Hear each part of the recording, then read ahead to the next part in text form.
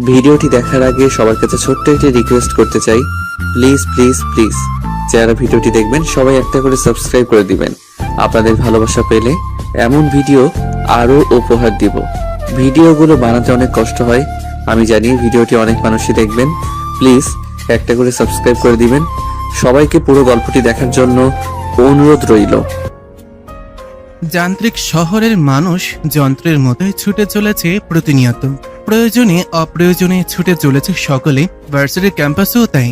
কিছু শিক্ষার্থী ছুটে চলেছে ক্লাস অ্যাটেন্ড করার জন্য, আর কেউ বা বাড়ি ফেরার তাড়ায়। পুরো ক্যাম্পাস জুড়ে ছড়িয়ে ছিটিয়ে আছে শিক্ষার্থীরা। ক্লাস টাইম শেষ করে অনেকে গ্রুপ ধরে বসে রয়েছে মাঠের সবুজ ঘাসের ওপর। নিত্যদিনের মতো অনেকে গানও ধরেছে, তবে অন্য সকল দিনের মতন আজ আর সেসব মন করল না রাফিদের। ভাদ্র মাসের গরমে নাজেহাল অবস্থা সকলের। তিন বন্ধু বটগাছতলায় বসে আছে। বেশ কিছুক্ষণ যাবৎ ইফতি আর সাদি খেয়াল করছে তাদের প্রিয় বন্ধুর মুখে আজ কোনো রাগ নেই, কারণ জানতে চেয়েও বেশি সুবিধা করতে পারছে না তারা। হুট করে এক মেয়ে দৌড়ে উপস্থিত হয় সেখানে। পানি দে ইফতি, পানি দে। কপাল কুঁচকে পানি এগিয়ে দেয় ছেলেটা। সাদি বলল, হাঁপাচ্ছিস কেন? কি হয়েছে? দৌড়াতে হবে কেন? হেঁটে তো আসতে পারিস গাধি। তোরা ক্লাসে গেলি না কেন? জানিস ইরা কি বললো? রাদীপ তখনও নিরুত্তর। ইফতি আর সাদি একস্বরে জানতে চায়, কি বলল? জানিস বাড়ি থেকে নাকি ইরার বিয়ে ঠিক করেছে। ইরা তুখোড় ছাত্রী, তার পরিবার বেশ শিক্ষিত। এখনই তার বিয়ে ঠিক করার কথা না। কি, কার সাথে, কবে, কখন? এ প্রশ্ন শুনে আঁকি মাথা চুলকায়। এই রে, সে তো আগে পিছে কিছু না শুনে এসে পড়েছে। মানে আমি তো বিয়ের কথা শুনি দৌড়ে এলাম তোদের জানাতে। কথা শোনা মাত্রই মাথায় গাঁটটা মারল ইফতি। শুধু শুধু কি তোকে গাধি বলি? সাদি বিরক্ত হয় ওদের কাণ্ডে, এগিয়ে যায় রাদিফের সামনে। কিরে, ইরার নাকি বিয়ে ঠিক হয়েছে, জানিস কিছু তুই? ছেলেটা তবুও চুপ। এবার খেপে গেল ইফতি। এই শালা, এই কার সুখে মন ব্রত পালন করছিস? কিরে, তোরা এত চেঁচামেচি করছিস কেন? ইতিমধ্যে ইরা এসে উপস্থিত হয় সেখানে। ইরাকে দেখে ইফতি এগিয়ে যায়। কি শুনছি তোর নাকি বিয়ে ঠিক হয়েছে? কার সাথে, কেমনে কি মামা? ইরা তাকায় বটগাছতলায় বসে থাকা রাদিফের দিকে। ছেলেটা এদের কিছু বলেনি।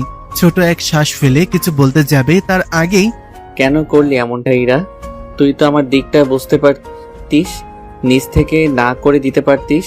জানিসই তো বাবার সামনে আমার কথা খাটে না। আমি আমার পরিবারের বিরুদ্ধে কিছু করতে পারবো না। লেখাপড়ার কথা বলে এড়িয়ে যেতে চেয়েছি, তবে লাভের লাভ কিছুই হয়নি। এদের কথোপকথনে ইফতি, সাদি আর আখি যেন নীরব দর্শক, কিছু বুঝতে পারছে না এরা কি বলছে। ধৈর্যের সীমা পেরিয়ে ইফতি চেঁচিয়ে ওঠে। কি হচ্ছে এখানে, বলবি কিছু? তার থেকে জোরে চিৎকার করে ওঠে রাদীপ। আমার সাথে বিয়ে ঠিক হয়েছে ইরার। তিনজনের মাথায় যেন বাজ পড়ল। এই কেমন কথা? এর জন্য সকাল থেকে রাদীপ মুখে তালাবদ্ধ করে রেখেছে। কারো মুখে রানী। নাদিয়ার সাথে আমার 3 মাসের সম্পর্ক ইরা। মেয়েটাকে কি জবাব দেব আমি? এই সিরিয়াস মুহূর্তে নাদিয়ার কথা ওঠায় তেলে বেগুনে জ্বলে ওঠে সাদি। তুই ওই নাদিয়া পাদিয়ার সাথেই ইরার তুলনা করছিস? তোর প্রাণপ্রিয় সাদিয়া কতটা ধরে কতটা ছাড়া হিসাব আছে? রাদীপ রাগ করে কিছু বলতে যাবে, কিন্তু ইরা থামিয়ে দেয়। দেখ রাফিদ, তোর আর নাদিয়ার সম্পর্কের কথা চিন্তা করেই আমি না করতে চেয়েছিলাম, কিন্তু রফিকুল চাচু আর বাবা নাকি আমাদের ছোটবেলাতেই বিয়ে ঠিক করে রেখেছিল। এরপর তো আর কথা চলে না। রাদীপ কিছু বলে না। রাদীপের মুখাবয়ব দেখে ইরার মন আকাশে মেঘ জমে। রাদীপের বাবা আর ইরার বাবা বন্ধু, সেই কারণেই রাদীপ আর ইরা ছোটবেলার বন্ধু। ছোটবেলায় রাদীপ আর ইরার বিয়ে ঠিক করে রাখা হয়েছিল, তবে তারা দুজন জানতই না এই বিষয়ে। রাদীপ আর ইরা ছোটবেলা থেকেই খুব ভালো বন্ধু, যাকে বলে বেস্ট ফ্রেন্ড। ইরার ভাবনার মাঝে ভেসে আসে রাদীপের কণ্ঠ। দেখ ইরা, তুই আমার বেস্ট ফ্রেন্ড। ছোটবেলা থেকেই আমরা বন্ধু। অন্য নজরে কখনো দেখিনি তোকে। নাদিয়াকে পছন্দ করতাম, এখন ওর সাথে সম্পর্ক। তুই কি সাজিয়াকে ভালোবাসিস? রাদীপকে কথা শেষ করতে না দিয়ে ইরা প্রশ্ন করে। ইরার এহেন প্রশ্নে রাদীপ চুপ করে যায়। নাদিয়া মেয়েটাকে ফার্স্ট দেখে ভালো লেগেছিল তার, পরে প্রেমের প্রস্তাব দিলে রাজি হয়ে যায় মেয়েটা। রাদীপ তো নিজের মধ্যে নাদিয়ার জন্য ভালোবাসা অনুভব করেনি কখনো। ইরা নিজের প্রশ্নের জবাব না পেয়ে বলতে থাকে, দেখ রাফিদ, নিজেকে সময় দে। তুই কি নাদিয়াকে সত্যিই ভালোবাসিস? যদি তাই হয়, আমি যে কোনো মূল্যে বিয়েটা ভেঙে দিব।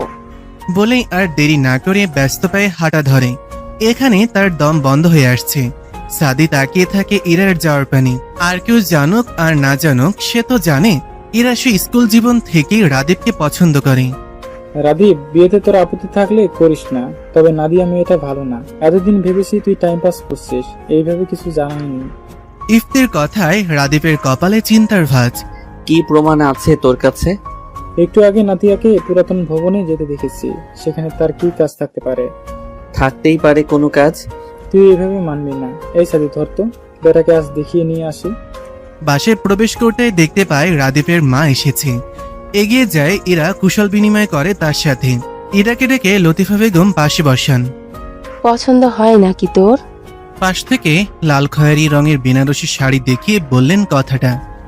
অনেক বেশি সুন্দর চাচি, নিশ্চিত তুমি পছন্দ করেছো। লতিফা বেগম খুশিতে গদগদ হয়ে উত্তর করে, হ্যাঁ রে, তোর চাচুর আর সময় কোথায়? আমি একাই সব কেনাকাটা করেছি। ইরার মুখে তখনও লোক দেখানো হাসি বিদ্যমান। বড় এক শ্বাস নেয় সে।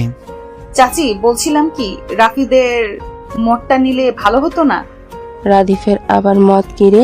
ওর বাবা যা বলবে তাই। একটা মাত্র ছেলে আমার, যাকে তাকে ছেলের বউ বানাবো নাকি? কি বুঝে ওই ছেলে জীবনে? তুই চিন্তা করিস না, বিয়ের পর সব ঠিক হয়ে যাবে। আরো কিছুক্ষণ বসে থেকে উঠে রুমে চলে যায় ইরা। রুমে যেতেই মুখে থাকা হাসি মিলিয়ে যায়। নিজের প্রিয় মানুষকে দেখতে যাচ্ছে সে, তবুও যেন মন থেকে খুশি হতে পারছে না। তার একমাত্র কারণ, তার প্রিয় মানুষ তাকে চাচ্ছে না, সে তো চাচ্ছে অন্য একজনকে। ক্যাম্পাসের পুরাতন ভবনের সিঁড়িতে দাঁড়িয়ে আছে রাদীপ। সে মোটেও আসতে চায়নি। ইফতি আর সাদি জোর করে নিয়ে এসেছে। এগিয়ে যায় তিনজনে। দ্বিতীয় তলায় উঠতেই টনক নড়ে রাদীপের। এখানে নাদিয়ার কি কাজ থাকতে পারে? তৃতীয় তলায় উঠতেই অপ্রত্যাশিত এক দৃশ্য দেখা দেয়। রাদীপের পায়ের নিচ থেকে মাটি যেন সরে যাচ্ছে। নাদিয়া একটা ছেলের সাথে অন্তরঙ্গ মুহূর্তে ব্যস্ত। এক মুহূর্ত দেরি না করে রাদীপ নেমে যায় সেখান থেকে। ছি, তার নিজেকে নিজের ঘৃণা হচ্ছে এমন একটা মেয়ের সাথে 3 মাস প্রেমের সম্পর্ক ছিল। আর কিছু না ভেবে বাড়ির উদ্দেশ্যে রওনা হয়।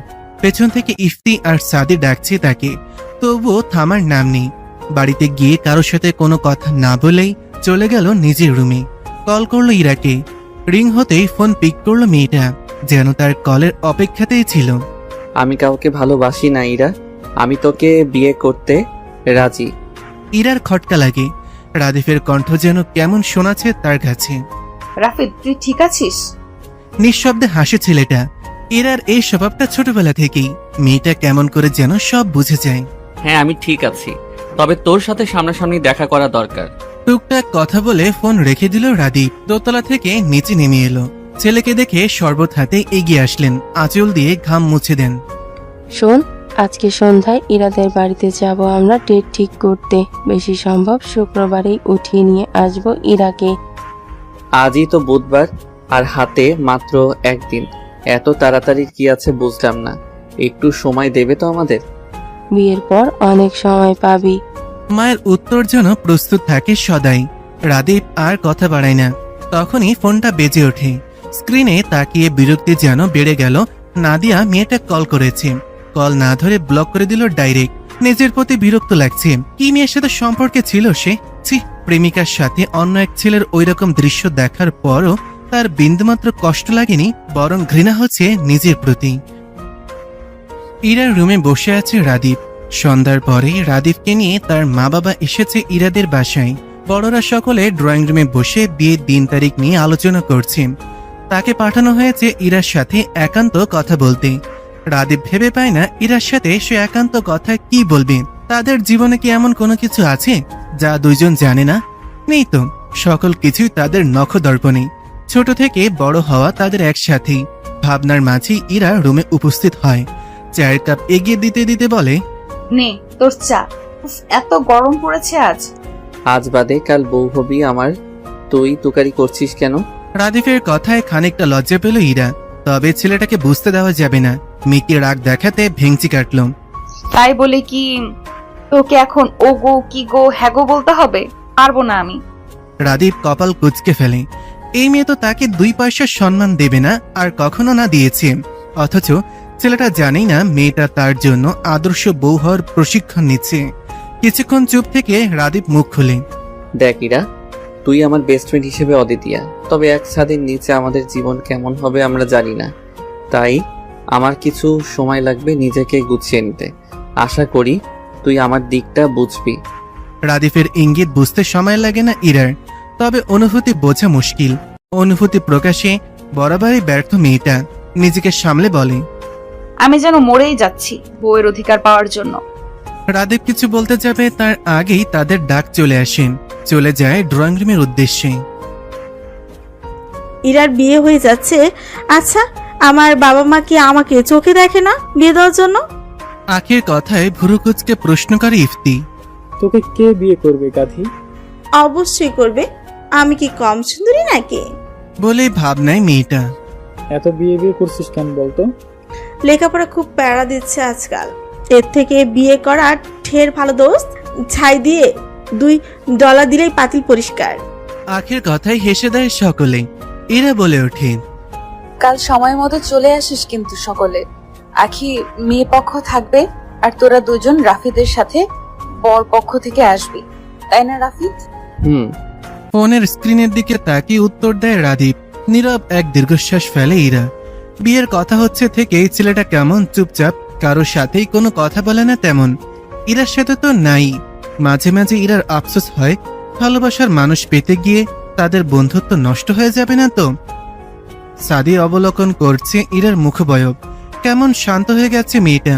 ইরা তো নিজের ভালোবাসা পেতে যাচ্ছে, তবু এমন মলিনতা কেন তার মুখ জুড়ে? সাদি এগিয়ে যায় ইরার দিকে। ইরা, আয় তো, আজ তোকে ভেলপুরি খাওয়াতে নিয়ে যাব। কেন কেন? ইরা একা কেন? আমিও খাবো। তোকে কাল খাওয়াবো। ইরা, আয় তো। কাউকে কিছু বলতে না দিয়ে ইরাকে এক প্রকার টেনে নিয়ে যায় সাদির সেখান থেকে। ভেলপুরি অর্ডার দিয়ে পাশে থাকা টুলে গিয়ে বসে দুজনে। এখনো ইরা মেয়েটা অন্যমনস্ক। হ্যাঁ বল। কি হয়েছে ঠিক করে বলতো। রাদীপ, তোর এতদিনের ভালোবাসা ওকে পেতে চলেছিস, তবুও তোর মুখ জুড়ে এমন মলিনতা কেন? সাদি, আমার কেন যেন মনে হচ্ছে আমি ভালোবাসা পেতে গিয়ে আমার বন্ধুত্ব হারিয়ে ফেলছি। দেখ না, যে রাফিদ বকবক করে আমার মাথা খেয়ে ফেলতো, আজ সে রাফিদ চুপ হয়ে গিয়েছে। প্রয়োজন ছাড়া আমার সাথে কথা বলছে না। আমার কষ্ট হচ্ছে সাদি, আমার ভীষণ কষ্ট হচ্ছে। দম বন্ধ লাগছে। আমি আর আগের মতো রাফিদকে ফিরে পেতে চাই। একদমই কথা বলে থামে মেয়েটা। চোখের কোণে পানের উপস্থিতি স্পষ্ট। দেখ ইরা, তুই রাদীপকে ভালোবাসিস, কিন্তু ও তো তেমন কিছু ভাবেনি কখনো, তাই হয়তো মেন্টালি ডিস্টার্ব হয়ে আছে। চিন্তা করিস না, সব ঠিক হয়ে যাবে। এবার ভেলপুরি খেয়ে বাড়ি যা তো, একটু নিজের যত্ন নিয়ে গিয়ে। কালকে তোর বিয়ে। ইরা জানে সাদি তাকে স্বাভাবিক করার জন্য কথাগুলো বলছে, তবুও স্বভাবস্বরূপ হাসলো খানিকটা। সাদি রিক্সা ঠিক করে দিল। ইরা রওনা হলো বাড়ির উদ্দেশ্যে। মন প্রাণ যাচ্ছে যেন সাদির কথা মতন সব ঠিক হয়ে যায়। এতগুলো বছর নিজের অনুভূতি লুকিয়ে রেখেছে শুধুমাত্র তাদের বন্ধুত্বে, যাতে কোনো ফাটল সৃষ্টি না হয়। রাদীপকে নিজের করে পাওয়ার থেকে যে বন্ধুত্বটা টিকিয়ে রাখা বেশি গুরুত্বপূর্ণ ইরার কাছে। ভাদ্র মাসে তপ্ত রোদ আজ যেন ফিকে পড়েছে। সকাল থেকে আকাশ জুড়ে মেঘের বিচরণ। ঝিরিঝিরি বৃষ্টি হচ্ছে বেশ কিছুক্ষণ হলো। লাল খয়েরি বেনারসি পরে বউ সেজে বসে আছে ইরা, মুখে হালকা প্রসাদনের ছোঁয়া। মুখ দেখে তার অনুভূতি বোঝার উপায় নেই, নিত্যদিনের মতোই। জুমার নামাজ পড়েই রাদীপের বাড়ি থেকে বরযাত্রী আসবো ইরাদের বাড়ি। ইরা জানে না রাদীপের মনোভাব। ওই দিনের পর আর তেমন কথা হয়নি দুজনের। সে আপাতত একা বসে রয়েছে তার রুমে। ইরার বোন ইলা আর আখি মিলে গেট ধরবে সেই প্রস্তুতি নিচ্ছে। ইরার ভাবনার মাঝেই হন্তদন্ত হয়ে ঘরে প্রবেশ করে ইলা। আপু, রাদীপ ভাইয়াকে শুভ্ররাঙা পাঞ্জাবিতে যা লাগছে না, তুই দেখলে টাসকে খেয়ে যাবি। ইলার কথায় আনমনেই হাসে ইরা। ছেলেটাকে আজ বুঝি বেশি সুন্দর লাগছে। দেখতে চাচ্ছে মেয়েটা, তবে এখন কি আর সেই সুযোগ আছে? সকাল থেকে ইরা মেয়েটা না খাওয়া। তার নাকি খাবারের গন্ধে পেট ভরে আসছে।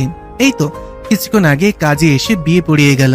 ইরা বসে আছে, কিন্তু তার ভাবনা সে রাদীপ নামক পুরুষটাতেই শুরু আর তার মাঝেই শেষ। তার ভাবনার মাঝে রাদীপকে তার রুমে নিয়ে আসা হলো। ইরা কল্পনা করতে লাগলো, ইস, ছেলেটাকে এত মারাত্মক লাগছে কেন? নাকি শুধু তার চোখেই ছেলেটা অতিমাত্রায় সুদর্শন? বুঝতে পারে না ইরা। ইরা আর রাদীপকে পাশাপাশি বসানো হয়েছে। ইরা ফিসফিস করে জিজ্ঞেস করে। এই রাফিদ, দেখ তো আমাকে কেমন লাগছে। রাদীপ তাকায় ইরার দিকে। মেয়েটা কেমন হাসি হাসি মুখ করে রেখেছে। সৌন্দর্যের দিক থেকে মেয়েটা নিতান্তই সাদামাটা, তবু আজ ভিন্ন রকম সুন্দর লাগছে রাদীপের কাছে ইরাকে। এটা কি 3 কবুলের টান? হয়তো তাই। ঘর জুড়ে রজনীগন্ধা আর গোলাপ ফুলের গন্ধে মৌ মৌ করছে। বিছানার মাঝখানে ইরাকে বসিয়ে রেখে গেছে আখি। এখন তার কেমন অনুভূতি হওয়ার কথা বা কেমন অনুভূতি হচ্ছে কিছুই যেন ঠাওর করে উঠতে পারছে না মেয়েটা। আচ্ছা, রাদীপের অনুভূতি কেমন হবে তাকে এই রূপে দেখে? সে কি প্রেমিক পুরুষের মতন বুকে হাত দিয়ে পড়ে যাওয়ার অভিনয় করে হাসানোর চেষ্টা করবে আমাকে? নিজের ভাবনার মাঝেই হেসে ওঠে। আদৌ কি তা সম্ভব? ছেলেটা তো তার সাথে কথাই বলে না। সং সেজে বসে আছিস কেন? তোর কি বাসর করার শখ হয়েছে? চমকে দরজায় তাকায় ইরা। রাদীপ দাঁড়িয়ে। নিজের ভাবনায় এতটাই মশগুল মেয়েটা যে রুমে কারো উপস্থিতিও টের পায়নি, সেজন্য ঠিকঠাক শুনতেও পায়নি ছেলেটা কি বলছে তাকে। কি বললি? শুনতে পাইনি। এই তুই আমার সাথে তুই তোকারি করছিস কেন? তুই না আমার বিয়ে করা বউ? ও তাই বুঝি? বিয়ে করা বউকে কেউ এত রাত অব্দি অপেক্ষা করায়? কিছুটা দমে গেল রাদীপ। হ্যাঁ তাই তো, রাত 1টা বাজতে চললো তো ঘুমিয়ে যেতে আমি কি মানা করেছি? এত কথা না বাড়িয়ে ওয়াশরুমে যা, নর্মাল কাপড় পরে আয়। ইরা বিনা বাক্যে নেমে যায় ফ্রেশ হতে। রাদীপের ফোনটা সেই কখন থেকে বেজে চলেছে। সেই দিন নাদিয়াকে ব্লক করার পর বিভিন্ন নাম্বার থেকে কন্ট্যাক্ট করার ট্রাই করে যাচ্ছে। রাদীপ ফোন বন্ধ করে রেখে দেয়। সবকিছু নিয়ে যেন সে মেন্টাল ট্রমার মধ্যে দিয়ে যাচ্ছে। পাশে থাকা ইরার ফোনটা বেজে ওঠে। তাদের ফ্রেন্ড গ্রুপ থেকে কল এসেছে। ফোনটা হাতে নিয়ে কলে জয়েন হয় সে।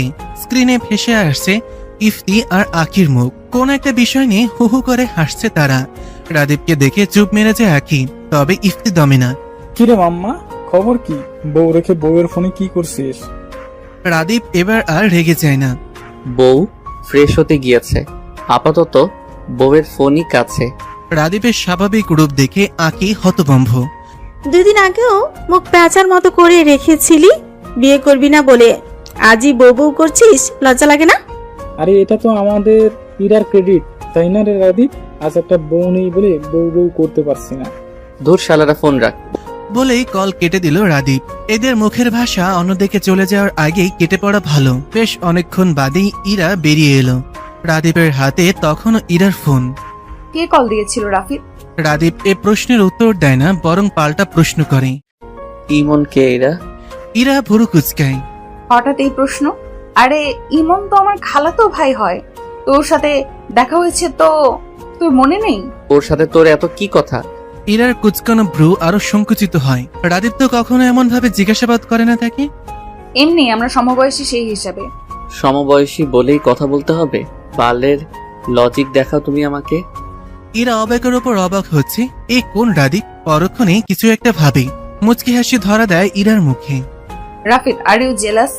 বালের জেলাস আমি? সর সামনে থেকে। ইরা হাসতে থাকে। সে বুঝেছে রাদীপ জেলাস হচ্ছে তার বিষয়ে। ইরাকে হাসতে দেখে রাদীপ ভুরু কুচকায়। বিছানার মাঝখানে কোলবালিশ রাখা। এই দেখ, এই পাশে তুই, এই পাশে আমি। একদম কাছে ঘেসবি না বলে দিলাম।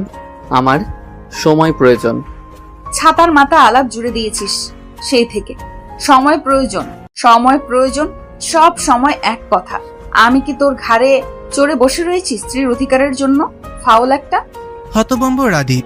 সে রেগে যাওয়ার মতন কি বলল এখানে? তাকে কিছু বলার সুযোগ না দিয়ে নামাজে দাঁড়িয়ে যায় ইরা।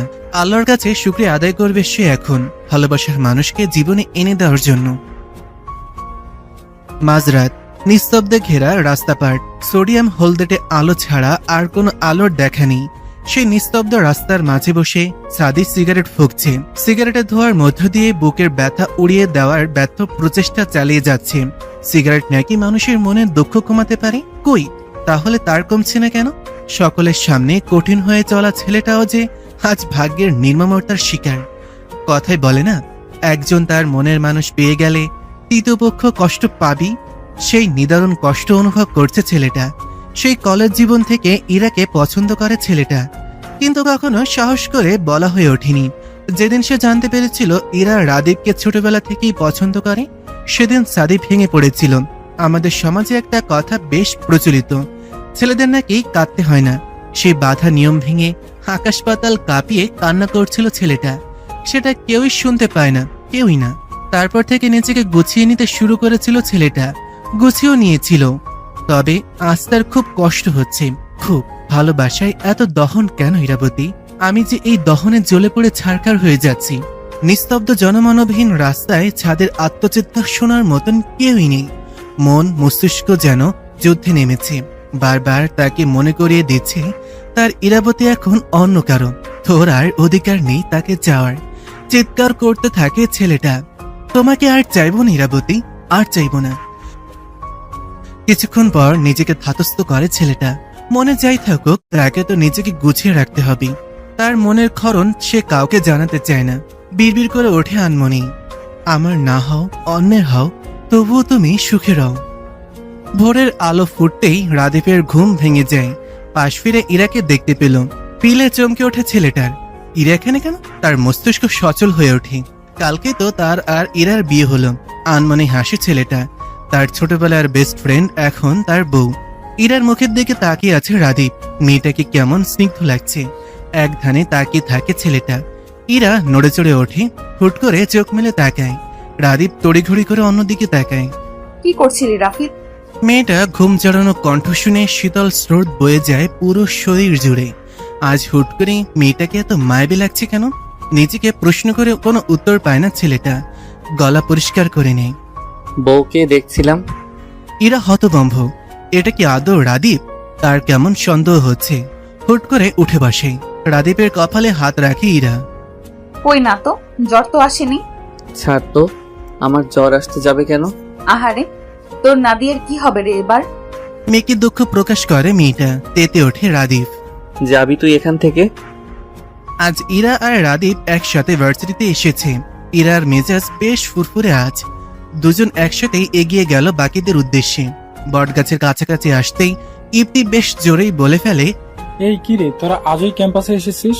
আমি ভাবলাম রাদীপ হয়তো 3 দিনেও দরজাই খুলবে না। ইরা লজ্জায় মরিমরি অবস্থা। তবে রাদীপ এগিয়ে যায় ইফতির দিকে। তবে রে, আজ হচ্ছে তোর। রাদীপ ধরার আগেই ইফতি পগার পায়। রাদীপ ওকে কম যায়? সেও পিছু ধাওয়া করেছে। আকি আজকে ভার্সিটি আসেনি। ইরা এগিয়ে যায় সাদির পাশে। সাদি, তুই ঠিক বলেছিলি, রাফিদ নর্মাল হচ্ছে আমার সাথে। সাদি তাকায় ইরার দিকে। খুশিতে কেমন চকচক করছে মেয়েটার মুখ। এই হাসি মুখের দিকে তাকিয়ে এসে সারাটা জীবন পাড়ি দিতে পারবে। তুই সুখী হয় ইরা, তোর সুখেই আমার সুখ বলেই ইরার মাথায় হাত রাখে ছেলেটা। পরক্ষণেই হাত সরিয়ে নেয়। তার এমনটা করার অধিকার নেই। পুকুর পাশে দাঁড়িয়ে আছে রাদীপ। তার পাশেই নাদিয়া মেয়েটা। রাদীপ মোটেও আসতে চায়নি। নাদিয়া এক প্রকার বাধ্য করে নিয়ে এসেছে তাকে। তুমি আমাকে ব্লক করে দিয়েছো কেন? আমার সাথে কোনো কন্ট্যাক্ট করছো না কেন? আমি বিয়ে করে নিয়েছি। আমার জীবনে আমার স্ত্রী ছাড়া অন্য কোনো নারী থাকুক তা আমি চাই না। তোমার আর কোনো প্রশ্নের উত্তর দিতে আমি প্রয়োজন মনে করছি না বলেই পাশ কাটিয়ে চলে যেতে নেয় রাদীপ। কিন্তু নাদিয়া নামের অসভ্য মেয়েটা জড়িয়ে ধরে তাকে পেছন থেকে। দেখলে মনে হবে দুজন দুজনকেই জড়িয়ে ধরেছে। আর হলো তাই। ঠিক সেই মুহূর্তে ইরা সেখানে উপস্থিত হয়। আগে পিছু কিছু না দেখে সেই মুহূর্ত দেখেই থমকে যায় ইরার পৃথিবী।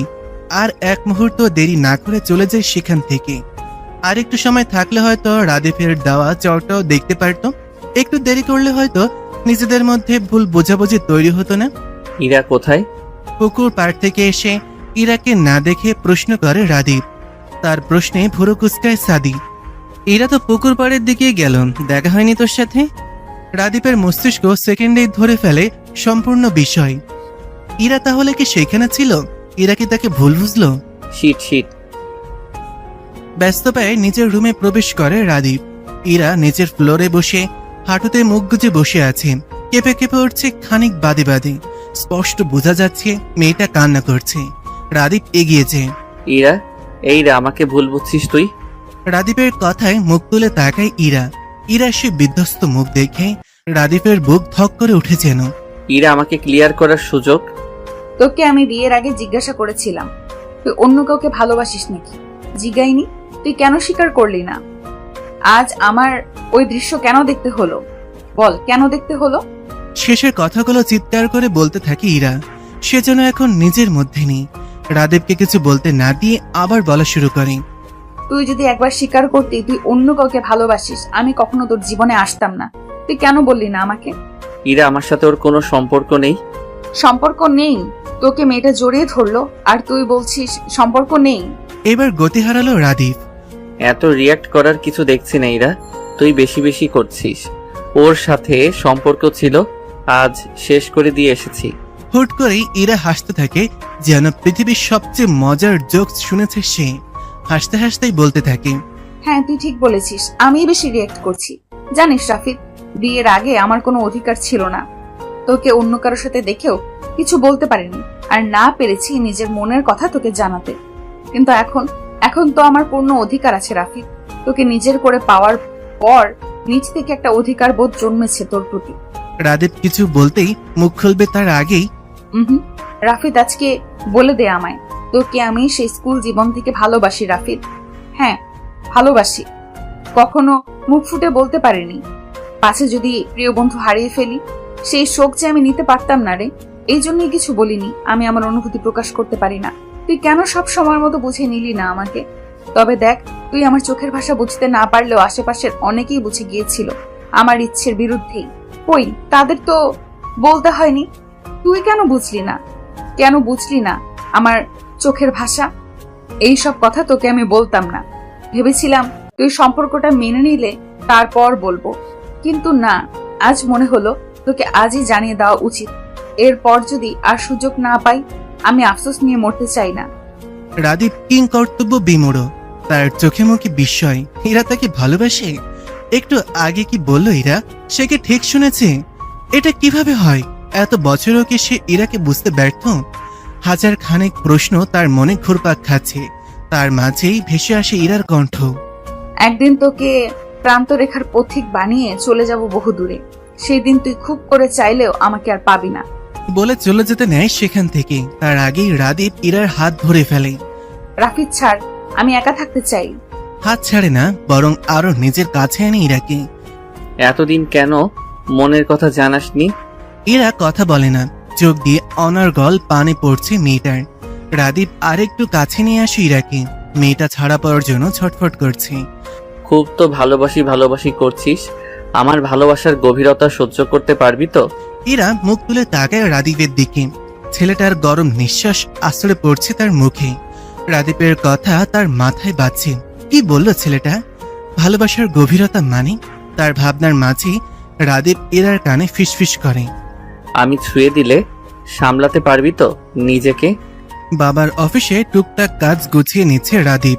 যতই হোক, বইয়ের হাতের খরচের টাকা বাবার কাছ থেকে নেওয়াটা তার আত্মসম্মানে পাচ্ছে। তাই সে ঠিক করেছে এখন থেকে বাবার ব্যবসায় হাত লাগাবে। সেই অনুযায়ী তার বাবার বিয়ের কাছ থেকে কাজ বুঝে নিচ্ছে। ঘড়িতে নজর বুলালো একবার। রাত 8:56। ঝটপট সব কাজ গুছিয়ে বাইক নিয়ে বেরিয়ে পড়লো বাড়ির উদ্দেশ্যে। বাড়িতে পৌঁছে সিঁড়ি দিয়ে উপরে উঠতে নিয়ে দেখা হয় তার মায়ের সাথে। ইরা দুপুরে খায়নি, শতজোর করেও খাওয়াতে পারিনি। তপ্ত এক শ্বাস ফেলে রাদীপ। তুমি একটা প্লেটে খাবার বেড়ে রাখো, আমি আসছি। রুমে ঢুকে চোখে পড়ল ইরাকে। বইয়ে মুখ ডুবিয়ে বসে রয়েছে। রাদীপ এগিয়ে গিয়ে নিজের ফোনে একটা ভিডিও অন করে ইরার সামনে ধরে। নাদিয়া মেয়েটার সাথে রাদীপ যখন পুকুর পাড়ে কথা বলছিল সেই সময় সিসিটিভি ফুটেজ। এটা জোগাড় করতে ছেলেটা সারা বিকাল ক্যাম্পাসেই ছিল। ভিডিওতে রাদীপের চড়মারা সিনটা স্পষ্ট। ইরা রাদীপের দিকে তাকায়। মুখে বললে বিশ্বাস করবি না বলেই ভিডিও জোগাড় করে আনলাম। এবার বল, আমাকে ভুল বোঝার অপরাধে তোকে কি শাস্তি দেওয়া যায়? ইরা নিশ্চুপ। রাদীপকে ভুল বোঝা উচিত হয়নি। সে তো জানে রাদীপ কেমন ছেলে, তবুও। আমি সরি। বালের সরি তোর কাছেই রাখ, যা চোখ মুখে পানি দিয়ে আয়। ইরা সোফার ওপর আয়েশ করে বসে আছে। রাদীপ খাবার নিয়ে এসেছে নিচ থেকে। মেয়েটা কিছু বলার আগেই রাদীপ ইরার মুখের সামনে ভাতের লোকমা। ইরা চোখ তুলে তাকায় রাদীপের দিকে। তাকিয়ে রয়েছিস কেন? আগে কি কখনো খাওয়াইনি তোকে? হ্যাঁ দিয়েছিস, তবে চুপচাপ খা মেরিমা। খাওয়ানোর শেষ পর্যায়ে ইরা খেয়াল করে রাদীপ কেমন মিটিমিটি হাসছে। হাসছিস কেন ওভাবে? ইরা আমার না ভেবে কেমন হাসি পায়। ছোটবেলায় তোর নাক দিয়ে পানি পড়তো সেই ইরা এখন আমার ঘরের বউ। তেলে বেগুনে জ্বলে ওঠে ইরা। তুই যে ছোটবেলায় প্যান্ট ছাড়া ঘুরে বেড়াতিস, প্যান্ট পরে পটি করে দিতিস? বলবো আমি সেসব? ইরার বাচ্চা। ও হ্যালো, আমি ইরার বাচ্চা নেই কোনো। দুষ্টু হাসি ফুটে ওঠে রাদিফের মুখে। সে ফিসফিস করে বলে, তুই চাইলে আসতেই পারে, আমার প্রবলেম নেই। বিয়ে করবি না করে মাথা খেয়েছিস, এত সহজেই ভুলে গেলি? এখন খুব শখ না? অসভ্য। রাদীপ প্রত্যুত্তর করার আগেই ইরার মুঠোফোন বেজে ওঠে। আখি কল করেছে। এই সময় তো আখির কল করার কথা না। সৎপাস না ভেবে কল ধরল ইরা। রাদিফ কোথায়? ইরা, রাদিফ কোথায়? রাফি দেখা নেই। কি হয়েছে আখি, কাঁদছিস কেন? ইরা, রাদিফকে একটু বল না ইপ্তির কাছে যেতে, ও তো পাগলামি করছে। চট করে মাথা তুলে তাকায় রাদিফের দিকে। আজ তো 8 তারিখ, রাত 12টার পরেই 9 তারিখ। আখি, এই আখি, তুই সামলা নিজেকে। আমি যাচ্ছি, সাদিকে নিয়ে এক্ষুনি যাচ্ছি। শুনছেন নিস্তব্ধ রাস্তা। দূর কোথাও থেকে ভেসে আসছে কুকুরের হাঁক ডাক। সেই নিস্তব্ধতায় ঘেরা রাস্তা দিয়ে এগিয়ে যাচ্ছে ইপ্তি। তার হাতে এক গুচ্ছ লাল গোলাপ, আরেক হাতে একটা বিড়াল সম্পূর্ণ সাদা রঙের। আরো কিছুটা এগিয়ে গিয়ে ছেলেটার পা থেমে যায়। সে এসে গেছে তার গন্তব্যে, সামনে কবরস্থান। ইপ্তির পা যেন এগোতে চাচ্ছে না, তবুও জোর করে এগিয়ে যায় সে। একটা কবরের সামনে যেতেই হাতে থাকা বিড়ালটা ধপ করে নেমে যায় হাত থেকে। বিড়ালের গতিবিধি দেখে হাসে ছেলেটা। গত 3টা বছর ধরে একই কাজ করে আসছে। ইপ্তি হাসি মুখে কবরটার পাশের মাটির উপরেই বসে পড়ে। ফুলের গুচ্ছটা এগিয়ে দেয় কবরের পাশে। দেখ না তনয়া, আজ আমি তাড়াতাড়ি এসেছি, অনেক গল্প করব তার সাথে। ওপাশ থেকে কোনো উত্তর আসে না। আসবে বা কিভাবে? কবরে থাকা মানুষ কি কথা বলতে পারে? এই তনয়া দেখ, আমি তোর জন্য লাল গোলাপ নিচ্ছি। তুই তো লাল গোলাপ খুব করে চাইতিস আমার কাছে। দেখ না, উঠবি না? সাদা বিড়ালটা শুয়ে আছে কবরের সাথে লেপ্টে। বোবা প্রাণীটাও বুঝতে পারে তার মালিক। এই দেখ, সাথে ইনিকেও এনেছি, ওকেও দেখবি না? হাত ঘড়িতে সময় দেখে নিল 12টা বাজতে 2 মিনিট বাকি। ইপ্তি চিত হয়ে শুয়ে। 3, 2, 1, হ্যাপি বার্থডে তনয়া। তুই সব সময় বলতিস না সবার আগে ইপ্তি ভাই আমাকে বার্থডে উইশ করবে? তোর কথা মতো আমি আজও সবার আগে তোকে উইশ করার জন্য এসেছি। দেখ, কবরের মাটিতে হাজারো চুমুতে ভরিয়ে দেয় ছেলেটা। চোখ দিয়ে গড়িয়ে পড়ছে উষ্ণ তরল। ছেলেটা হুট করে চিৎকার করে ওঠে। তনয়া, তনয়া রে, বড় বাবা আমায় বলেছিল তোর বয়স 18 হলেই আমার হাতে তুলে দিবি তোকে। এই দেখ, আজ তোর বয়স 18 হয়ে গেল। তুই ফিরে আয় তনয়া, তোকে তো আমি ঘরের বউ করব। আয় না, কেন চলে গেলি আমাকে ফাঁকি দিয়ে?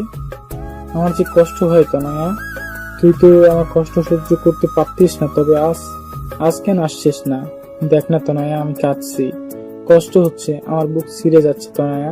আয় না, তুই নেই, আমাকে কেউ ভাত বেড়ে খেতে দেয় না তনয়া। আমাকে একা করে কেন চলে গেলি?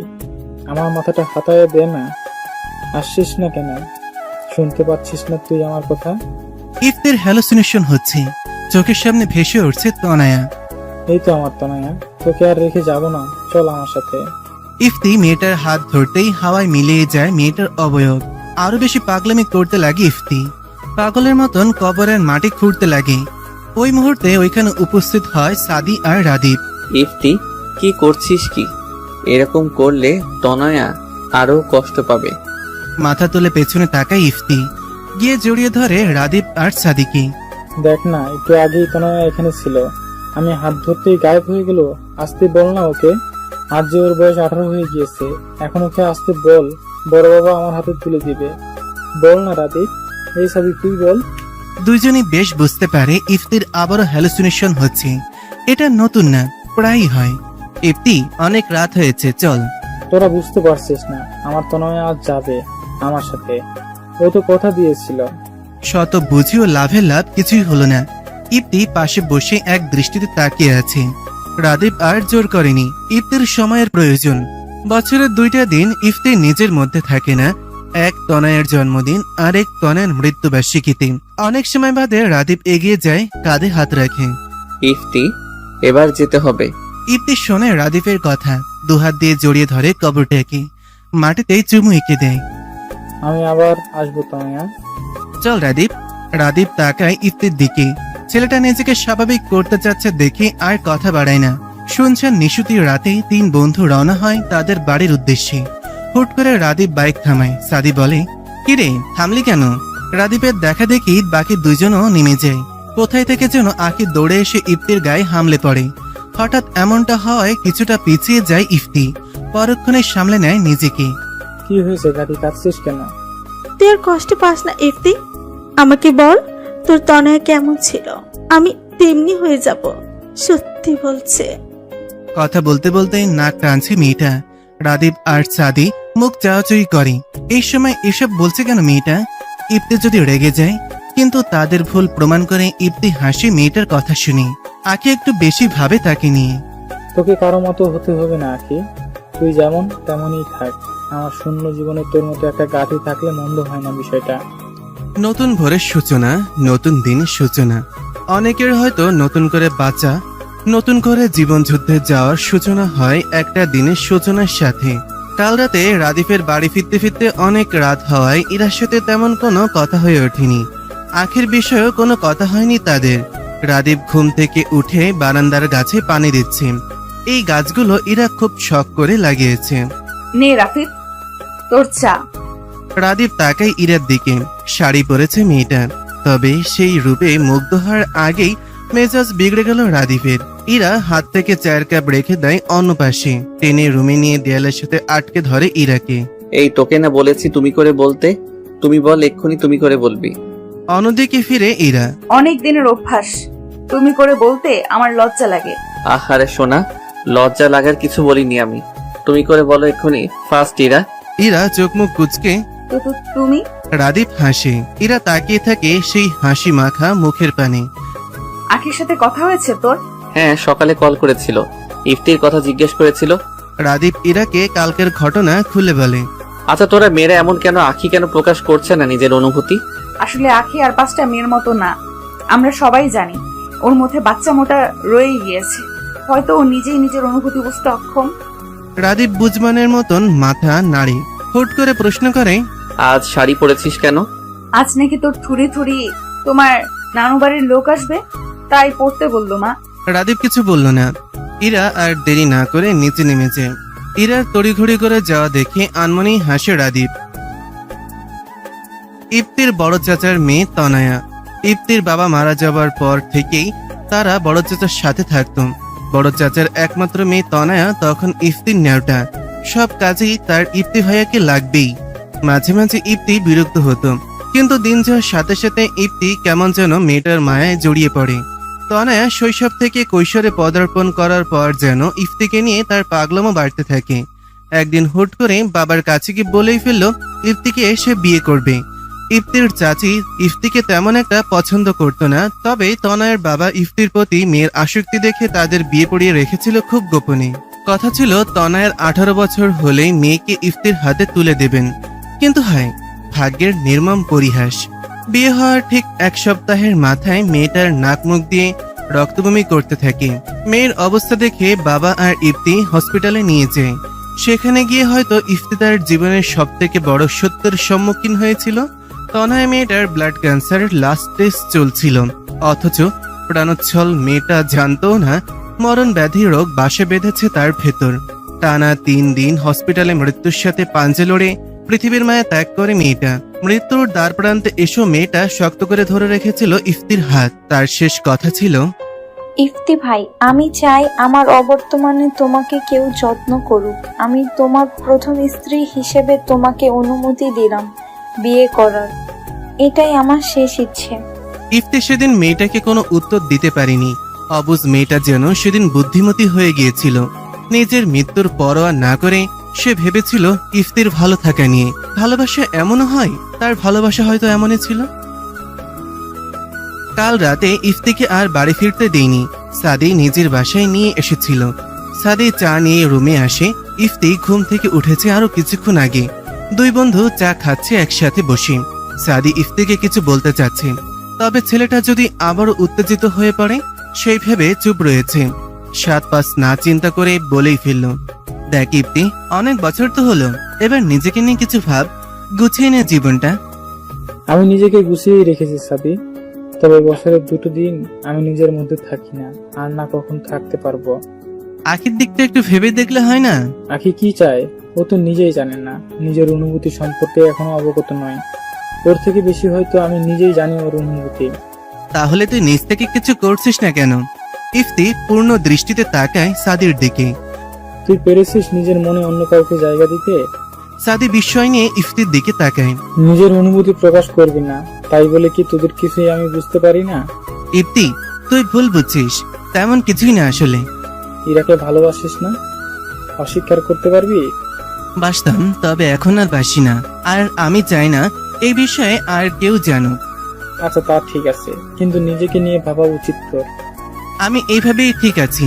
ইরা এখন ভালো আছে, খুশি আছে, আর ওর খুশিতেই আমি খুশি। ইফতি আর কিছু বলে না। ভালোবাসা এমন এক সংক্রমণ যার সংস্পর্শে এলে কঠিন থেকে কঠিনতম মানুষও নরম হতে বাধ্য। ভালোবাসা মানুষকে যেমন বাঁচতে শেখায়, ঠিক তেমনি অনেকে মৃত্যুর দিকে ঠেলে দেয়। নিজের ভালোবাসার মানুষের সুখের কথা চিন্তা করে সাদির মতন হাজারো প্রেমিক পুরুষ নিজ ভালোবাসা বিসর্জন দিয়ে দেয় নির্দ্বিধায়। ইস, কি নিদারুণ বিসর্জন, কি নিদারুণ ভালোবাসা। অফিসের কাজ শেষ করে রাদীপ বাড়ি আসছে। রাস্তার পাশে ফুলের দোকান দেখে হুট করে বাইক ব্রেক করে নামে। দাঁড়িয়ে ভাবতে থাকে, আচ্ছা, যদি ইরার জন্য ফুল নিয়ে যায়, মেয়েটা কি খুশি হবে? নিজের ভাবনায় রাদীপ এবার নিজেই অবাক। ইরা সবসময় নিজে থেকে তার কাছে ফুল চেয়ে নিত। আজ সে নিজেই ইরার জন্য ফুল কিনতে আগ্রহ প্রকাশ করছে। বিয়ের পর কিছু কি বদলায়নি তার মাঝে? এই তো বদলেছে অনেক কিছু।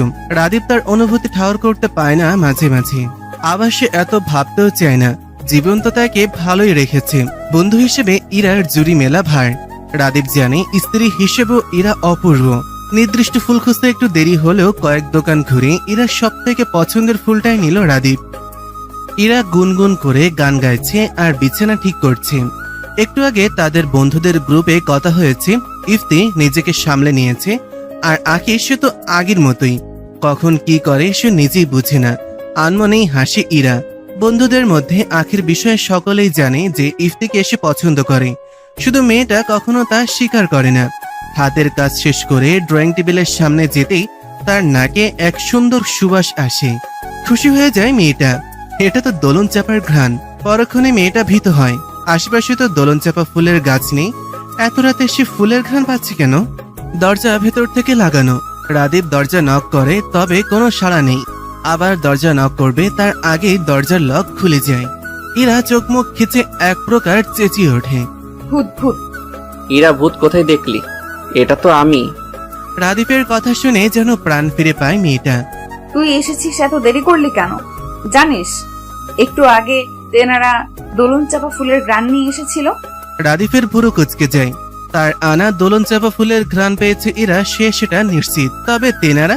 এই মেয়ে আস্ত এক ভীতু। পেছনে রাখা হাতটা বাড়িয়ে দেয় ইরার সামনে। তুই এসেছিস দোলন চাপা? সত্যি তুই এনেছিস আমার জন্য? না, তোর জন্য আনিনি, পাশের শেওড়া গাছের পেতনির জন্য এনেছি। দিয়ে আসি। যত সব। ভাবলাম একটু প্রেমিক পুরুষের মতো হাঁটু গেড়ে বসে ফুল দেব। ছ্যা ছ্যা ছ্যা, সেসব কি আর আমার কপালে আছে? সর সামনে থেকে। ইরা রাদীপের কোনো কথাই কানে নিল না। সে তার প্রিয় দোলন চাপা পেয়েছে প্রিয় মানুষের কাছ থেকে। এর থেকে কি আর চাওয়ার থাকতে পারে তার? রাদীপ তাকিয়ে আছে ইরার দিকে। মেয়েটা বাচ্চাদের মতন প্রাণোচ্ছল হয়ে গেছে ফুল পেয়ে।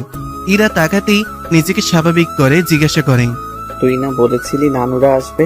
কই দেখলাম না তো। কাল আসবে বললো মা। রাদীপ আর কথা বাড়ায় না, ফ্রেশ হতে চলেছে।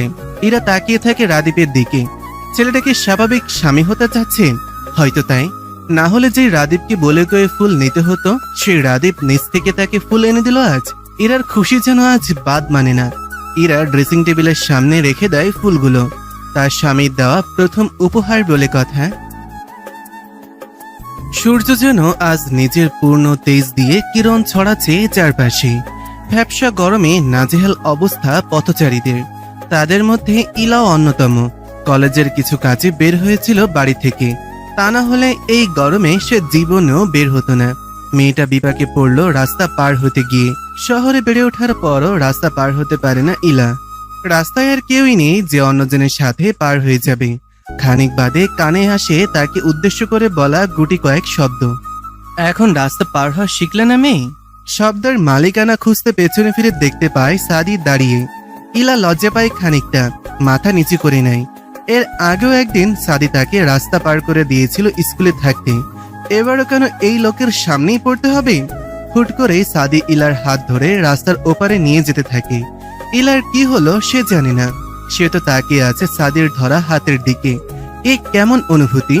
সে তো পরিচিত নয় এসবের সাথে। মনে হচ্ছে পেটের তলদেশে রঙিন প্রজাপতিরা সুড়সুড়ি দিয়ে যাচ্ছে। তার অযাচিত ভাবনার মাঝে মানবটা হাত ছেড়ে দেয়, তার ভাবনা সুতাও ছেড়ে যায়। রাস্তা পার হতে শিখো মেয়ে, প্রতিবার কিন্তু আমি থাকবো না বাঁচানোর জন্য। থাকলে মন্দ হয় না। মুখ ফসকে বেরিয়ে গেল কথাটা কেমন। ইলা অপ্রস্তুত হয়ে পড়ে।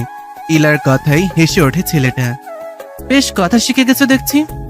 ইলা কি শুনলো সাদির কথা? সাদ কি জানি, সে তো ওই মানবের হাসি মাখা মুখের দিকে তাকিয়ে। পুরুষ মানুষের হাসি এত সুন্দর হয়? মেয়েটা কি আগে কখনো এমন হাসতে দেখেনি তাকে? দেখেছে তো, তখন কেন এত মুগ্ধতা প্রকাশ পায়নি? নিজের ভাবনার কোনো উত্তর পায় না ইলা। ইলার এক ধ্যানে তাকিয়ে থাকায় খেয়াল করে কিছুটা শব্দ করলো সাদি। মেয়েটা ভাবনার জগৎ থেকে বাস্তব জীবনে টপকে পড়ল। কি এত ভাবো? প্রেম করছো নাকি আজকাল? আর কোথায় যাচ্ছিলে? এতগুলো প্রশ্ন অগ্রাহ্য করে উত্তর দেয়। কলেজে যাচ্ছিলাম ভাইয়া, আজ তাহলে আসি। কথা শেষ করতেই পা চলতে থাকে, যেন কত ব্যস্ত সে। সাদি তাকিয়ে থাকে মেয়েটার যাওয়ার পানে। মেয়েটা কি লজ্জা পেল? ইলা হুট করে পেছনে ফেরে। আপনার হাসি মারাত্মক সুন্দর। মেয়েটা আর দেরি করে না, হুট করে দৌড়ে চলে যেতে থাকে। কিছু কিছু সময় মনের অবদ্ধ ইচ্ছাগুলো পূরণ করতে হয়, যেমনটা ইলা করলো। এদিকে সাদি হতভম্ব, আনমনে বিড়বিড় করে বলে, মেয়ে মানুষ পিথাগোরাসের উপপাদ্যের চেয়েও জটিল। সকাল থেকে ইরা শাশুড়ির সাথে রান্নাঘরে। রাদীপ আজ ভার্সিটি গিয়েছে। রাদীপের নানু বাড়ির সবাই আসবে আজ নতুন বউ দেখতে। সেই সুবাদে ইরার বাড়ির সবাইকেও দাওয়াত করা হয়েছে আজ। রাদীপ আসার সময় ইফতি, সাদি আর আকিকে সাথে করে নিয়ে আসবে। সেসবে তোড়জোড় চলছে সকাল থেকে। সব রান্না রাদীপের মা একা হাতে করলো, ইরা হাত লাগিয়েছে তাতে। রান্নার কাজ প্রায় শেষের দিকে, তখন ডোরবেল বেজে ওঠে। লতিফা বেগম ব্যস্ত পায়ে ছুটে গেলেন। ইরাও বেরিয়ে এলো রান্নাঘর থেকে। হাঁটো ছুঁই ছুঁই ওয়েস্টার্ন ড্রেস পরা এক মেয়ে জড়িয়ে ধরে আছে লতিফা বেগমকে। ইরাকে দেখে লতিফা বেগম কাছে ডাকলেন। ইরা এদিকে আয়, পরিচয় করিয়ে দেই, ও হচ্ছে আমার ভাইয়ের মেয়ে লিজা। ইরা এগিয়ে গিয়ে কুশল বিনিময় করলো, তবে মেয়েটা বোধহয় খুব বেশি খুশি হলো না ইরার উপস্থিতিতে। রাদীপের নানি এগিয়ে যায় ইরার কাছে। মা, তুমি এখনো সকালের বাসি পোশাক পরোনি কেন মেয়ে? বাড়ি থেকে কিছু শিক্ষা পাওনি নাকি? স্বামীর সাথে এক বিছানায় ঘুমিয়ে সেই কাপড় না পাল্টে কেমনে ঘুরে বেড়াইতেছো? তিনি আগের যুগের মানুষ, তবে সব দিকেই তার চোখ থাকে সব সময়। মায়ের কথায় পরিবেশ স্বাভাবিক করতে লতিফা বেগম বললেন, আসলে মা, কাজের চাপ ছিল তো, তাই আমি বলেছি পরে গোসল দিতে। ইরা যা তো মা, এখন ঘরে গিয়ে ফ্রেশ হয়ে রেস্ট নে। রাদীপের নানু বাঁকা চোখে তাকালেন ইরার দিকে। তার নজর বুঝিয়ে দিচ্ছে তিনি মোটেও ইরাকে পছন্দ করছেন না। শাশুড়ির আদেশ পাওয়া মাত্রই আর দেরি করে না ইরা। এখান থেকে গেলে যেন হাঁপ ছেড়ে বাঁচবে সে। বাড়ি থেকে আমার বিয়ের কথা বলছে। কালে হাত দিয়ে মন মরা হয়ে কথাটা বলে আখি। আখির কথায় ছোটখাটো একটা বিস্ফোরণ ঘটে গেল ইফতির বুকে। বিয়ের কথা বলছে মানে? মামার বাড়ির আবদার নাকি? যে সে যাকে নিয়ে খুশি হতে চাইবে সেই চলে যাবে? এবার আর কিছুই যেতে দেবে না সে। আখিকে তার লাগবেই। ওই গাধিটার ভিত্তিহীন কথাবার্তা না শুনলেই তার জীবন তো অচল হয়ে পড়বে। তবুও ইফতি চুপ করে থাকে। ইফতিকে চুপ করে থাকতে দেখে সাদি মুখ খুলে। তা মন খারাপ কেন? তুই তো সেদিন বললি বিয়ে করতে চাস। ইফতি খুব করে চাচ্ছে এবার অন্তত মেয়েটা কিছু বলুক, তারপর সে সামলে নেবে। কিন্তু মেয়েটা তার আশায় এক বালতি জল ফেলে দেয়। বিয়ে হয়ে গেলে তো তোদের সাথে আড্ডা দেওয়া হবে না। আমি যে তোদের সাথে কথা না বলে থাকতে পারবো না। এবার মুখ খুলে রাদীপ। তো তুই এক কাজ কর, আমাদের গ্রুপের কাউকে বিয়ে করে ফেল, তাহলে ইরার মতো তুইও সব সময় আড্ডা দিতে পারবি। আঁকি এবার সরু চোখে ইফতির দিকে তাকায়। আবারও ছেলেটার দৃষ্টি শীতল। হতাশ মেয়েটা, হতাশ। প্ল্যান অনুযায়ী শেষ কথাটা বলেই ফেলে। আমাকে কি বিয়ে করবে? এই সাদি, বিয়ে করবি আমায়? মুখের কথা বলতে একটু দেরি হলো, আঁখের গালে কষিয়ে চড় মারতে একটুও সময় নেয় না ইফতি। আঁখির সাথে সাথে হতভম্ব সাদি আর রাদিফও। ইফতিকে হাইপার করে সত্যি বলাতে চেয়েছিল, কিন্তু এতে হিতে বিপরীত হয়ে গেল। এক প্রকার চেঁচিয়ে ওঠে ইফতি। ছেলে খেলা পেয়েছিস? যাকে পেতে চাইবো একবার, একজনের জীবন ছেড়ে চলে যাবে? আবার আরেকজন নিজ থেকে আমার সামনে অন্যের হতে চাইবে, তোকে আমি জ্যান্ত কবর দিব শালি। চোখ মুখ ভিজে দাঁড়িয়ে আছে আখি, তবুও সে দমে যায় না। আজকে সে শুনবেই ইফতির মুখ থেকে। নিজেকে ধাতস্থ করে তুই তো তনয়কে ভালোবাসিস। হ্যাঁ হ্যাঁ বাসি, আমি তনয়াকে ভালোবাসি, কিন্তু তোকে আমার লাগবেই লাগবে, সেটা হোক তোর ইচ্ছায় কিংবা ইচ্ছার বিরুদ্ধে। কান্নার মাঝে হেসে দেয় মেয়েটা। স্থান কাল সময় না ভেবেই ঝাঁপিয়ে পড়ে ইফতির বুকে। ইফতিও টেনে নেয় বক্ষ গহব্বরে, এই গাধিকে তার লাগবেই। এদের কাণ্ড দেখে সাদি আর রাদীপ হেসে কুটি কুটি অবস্থা। দুপুরবেলা হয়, এদিকটায় শিক্ষার্থীর সংখ্যা একেবারেই নগণ্য, তাই এদের সুন্দর মুহূর্তটা নষ্ট করতে না দিয়ে অন্যদিকে এগিয়ে যায় দুই বন্ধু।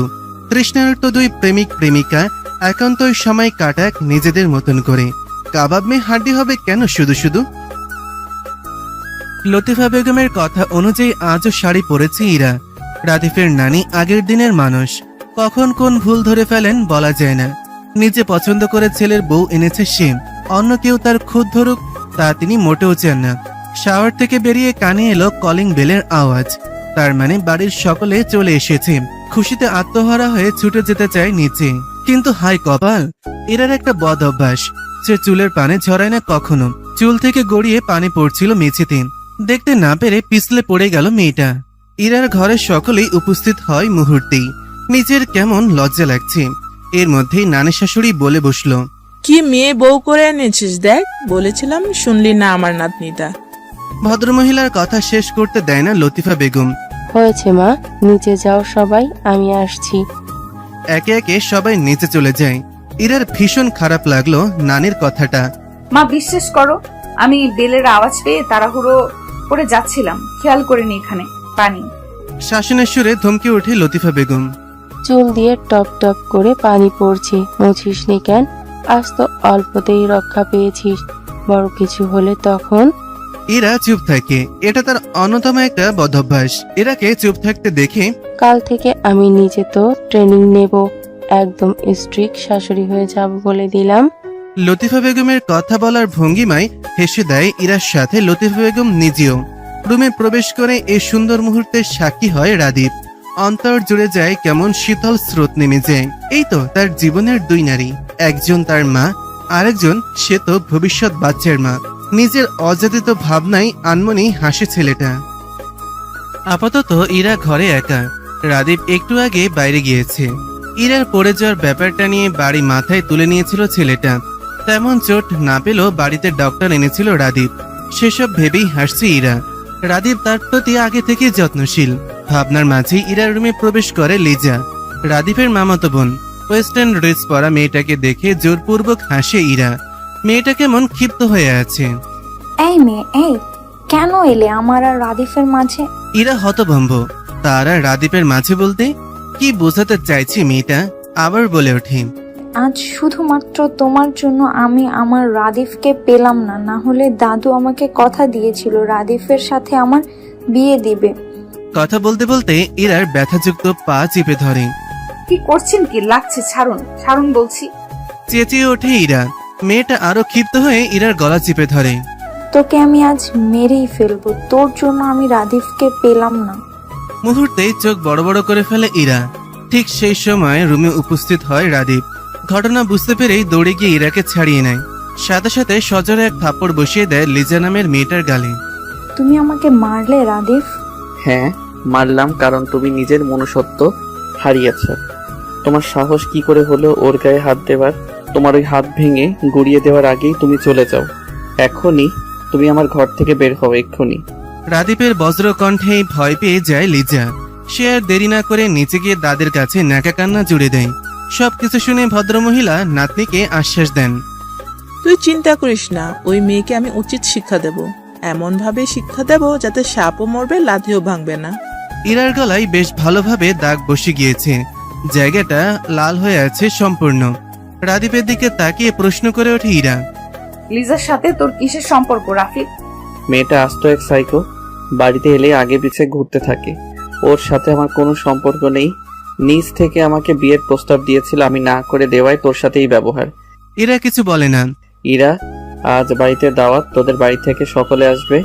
আমি কোনো সিন ক্রিয়েট করতে চাচ্ছি না, তবে ওর কাজের শাস্তিও পাবে। তুই প্লিজ নর্মাল হ। ইরা এবারও নিশ্চুপ। রাদীপ ইরার আরো নিকটে চলে আসে। গলার লাল দাগ কমে আসছে খানিকটা। মাথা নিচু করে রক্তিম বর্ণ ধারণ করা জায়গাগুলোতে ঠোঁট ছুঁয়ে দিল পরম আবেশে। ইরা যেন জমে গেল সেইখানটাতেই। তার চোখ বন্ধ। এ কি করলো রাদীপ? এ কেমন অনুভূতির জানান দিচ্ছে? এই আমরা কিচ্ছু দেখিনি। হুট করে কারো কণ্ঠ শুনে ছিটকে পড়ে দুজন দুই দিকে। ইরা তো লজ্জায় মরিমরি অবস্থা। দরজায় দাঁড়িয়ে আছে ইফতি আর আখি। ইফতি এক হাত দিয়ে আখির চোখ ধরে আছে, আরেক হাত দিয়ে নিজের মুখের উপর দিয়ে আঙ্গুল ফাঁক দিয়ে চোখ বের করে রেখেছে। হয়েছে তোদের? এবার কি চোখ খুলবো? শালা এখন আর চোখ আটকে কি করবি? যা দেখার তো দেখেই নিয়েছিস। আয় ভিতরে আয়। ভেতরে আসতে আসতে উত্তর করে ইফতি। লে হালুয়া, এখানে আমার দোষ কি?